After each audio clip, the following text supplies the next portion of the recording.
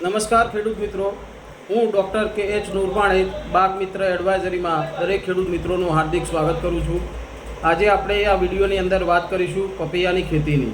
તો પપૈયાની ખેતીની અંદર અત્યારે શું સમસ્યાઓ આવી રહી છે તેના વિશે આ વિડીયો બનાવેલ છે। તો અત્યારે આપણા વિસ્તારની અંદર વરસાદનો માહોલ હોય તો વરસાદના લઈને જમીનમાં અથવા છોડ ઉપર એની શું અસરો જોવા મળી રહી છે તેના ઉપર આ વિડીયો બનાવેલ છે। તો પપૈયાની ખેતી કરતા જે પણ ખેડૂતો છે તે શું કાળજી રાખી શકે અત્યારે તેના માટે ચર્ચા કરીશું। તો પપૈયાની ખેતી વિશે વાત કરીએ તો પપૈયા એક આપણા વિસ્તારનો એક અમૂલ્ય પાક છે।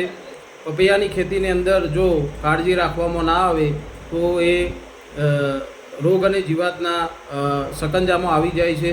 તો અત્યારે જે પપૈયાની ખેતીની અંદર જે પ્રોબ્લેમ જોવા મળે છે તે મુખ્ય જે પ્રોબ્લેમ છે એ થડનો કોહવાળો અથવા મૂળનો કોહવાળો, એને વૈજ્ઞાનિક ભાષાની અંદર રૂટ રોટ અથવા કોલર રોટ પણ કહી શકીએ છીએ।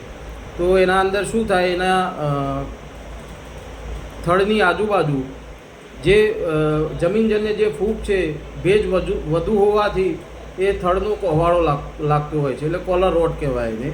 તો કોલર રોટના લઈને જે પણ જમીનથી જે પણ ઉપરનો જે ભાગ હોય છોડ એ નમી જાય છે, એટલે એના થડની અંદર કોહવાળો લાગતો હોય છે, એટલે ઉપર જે પોષક તત્વો ઉપર છોડ સુધી પહોંચતા નથી, એટલા માટે એ છોડ મરી જવા પામે છે।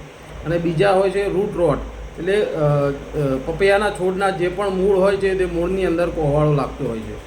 તો આ થવા પાછળનું મુખ્ય કારણ છે કે અત્યારે આપણા વિસ્તારમાં વરસાદનો માહોલ છે। તો વરસાદની અંદર જે પણ આપણે થડની આજુબાજુ જે પણ માટી હોય છે એના અંદર ભેજ ખૂબ હોય છે વરસાદમાં।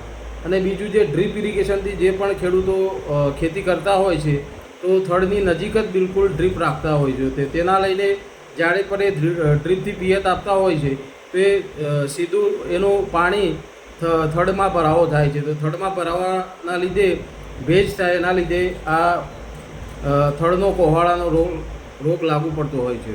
તો તેના માટે શું કાળજી રાખી શકીએ, તો ડ્રીપથી જે પણ ખેડૂતો ખેતી કરતા હોય તો અત્યારે એ થડથી લગભગ 1 ફૂટ દૂર ડ્રીપ રાખીને પિયત આપી શકે છે, તેના લઈને થડની આજુબાજુ કોઈ ભેજ ના રહે, તેનાથી સાવચેતી આપણે રાખી શકીએ। અને જેને આ રોગ લાગુ થઈ ગયો છે જે છોડ ઉપર, તો એના માટે આપણે ટ્રાયકોડર્મા અથવા સુડોમોનાસનું દ્રાવણ બનાવીને આપણે થડની આજુબાજુ એ ડ્રેન્ચિંગ કરી શકીએ છીએ। અને રાસાયણિક ફૂગનાશકની વાત કરીએ તો આપણે મેટાલેક્ઝિલ પ્લસ જે કાર્બેન્ડેઝિનનું જે મિશ્રણ આવે છે એનો પણ આપણે ડ્રેન્ચિંગ કરી શકીએ છીએ, અથવા કોપર ઓક્સીક્લોરાઇડનું પણ આપણે અથવા કાર્બેન્ડેઝિન મેંગોઝેબનું પણ આપણે ડ્રેન્ચિંગ કરી શકીએ છીએ। તો અત્યારે ખાસ ખેડૂતોને આ વિનંતી છે કે જે પણ જે થડની આજુબાજુ જે કોહવાળો લાગ્યો છે તેના માટે આ ખાસ પગલાં લે। આવી અવનવી માહિતી મેળવવા માટે આજે જ બાગ મિત્ર એડવાઇઝરીનો સંપર્ક તમે કરી શકો છો। ધન્યવાદ।